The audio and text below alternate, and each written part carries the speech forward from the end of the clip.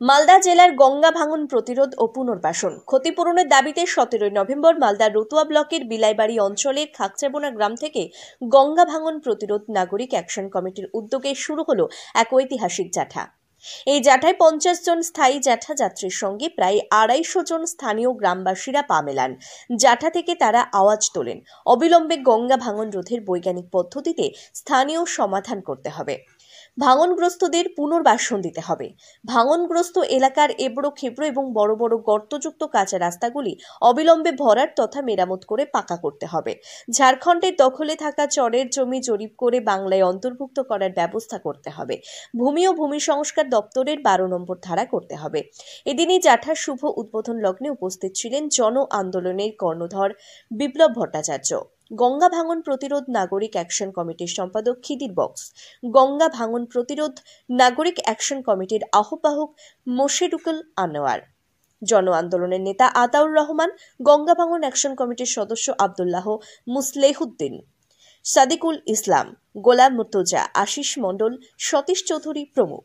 সকাল 8টার সময় বিলাইমারির জিয়াউদ্দিন টোলা হাই স্কুলে স্থানীয় বাসিন্দারা এসে জমায়েত হয় এবং সকাল 9টায় প্রায় 300 জন নিয়ে জাঠা মহানন্দ টোলার উদ্দেশ্যে রওনা হয়। সেখান থেকে জাঠা রতুয়া হয়ে মথুরাপুর দিয়ে ভূতনির গোবর্ধন টোলার উদ্দেশ্যে রওনা হবে এবং সন্ধ্যা 6টায় গোবর্ধন টোলার একটি সভা হবে বলে জানান। আজকে আপনারা রতুয়ার বিলাইমারির থেকে আপনারা যে জাঠা কর্মসূচি চালু করেছেন, মানে কি উদ্দেশ্যে, কি বলবেন এই ব্যাপারে? আসলে এটা এখন সবাই জানে যে মালদা এবং মুর্শিদাবাদে এই ফারাক্কার কারণে গঙ্গাতে যে বিশাল ভাঙন হয়, সেই ভাঙনের জন্য এই রতুয়া থেকে আরম্ভ করে একদম শামশেরগঞ্জ অবধি মুর্শিদাবাদের এই পুরো প্রায় 140 কিলোমিটার এলাকা নদী তীরবর্তী যে মানুষ, পূর্ব প্রান্তে যারা পশ্চিমবঙ্গের মানুষ, তারা কিন্তু ক্ষতিগ্রস্ত হচ্ছে। বিঘার পর বিঘা জমি, মাইলের পর মাইল জমি চলে গেছে গঙ্গার পক্ষে। এবং যেখানটা আমরা দাঁড়িয়ে আছি আজকে এই বিলাইমারি অঞ্চলটা, এই অঞ্চলটা 25 বছর আগে তৈরি হয়েছে, 20-25 বছর আগে এটা তৈরি হয়েছে। এর আগে এইটা 20-25 বছর আগে ভাঙতে ভাঙতে 10 কিলোমিটার গঙ্গা এদিকে সরে এসছে শুধু এই এলাকাটাতে, এবং কোথাও কোথাও দেখা যাবে গঙ্গা প্রায় 15 কিলোমিটার সরে এসছে। এই মানুষগুলো কোনো পুনর্বাসন পায় না।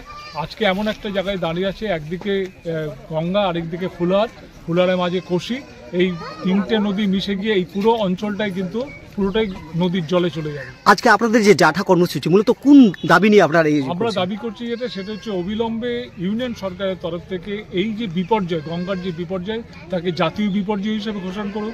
এই সমস্ত মানুষকে তাদেরকে পুনর্বাসন দিক, ক্ষতিপূরণ দিক, এইগুলো আমাদের দাবি করছে। এবং তার সাথে সাথে রাজ্য সরকারের কাছে আমাদের দাবি সেটা হচ্ছে আপনাদেরকে পুনর্বাসন বা দেখতে হবে না, আপনারা যেটা করুন, জমি কিনে পুনর্বাসন দিন। আপনারা যদি ভাবেন যে ওই শুধুমাত্র ওই কিছু খাস জমির উপরে পুনর্বাসন দেবেন, পুনর্বাসন দিতে পারবেন না। খাস জমি কোথায়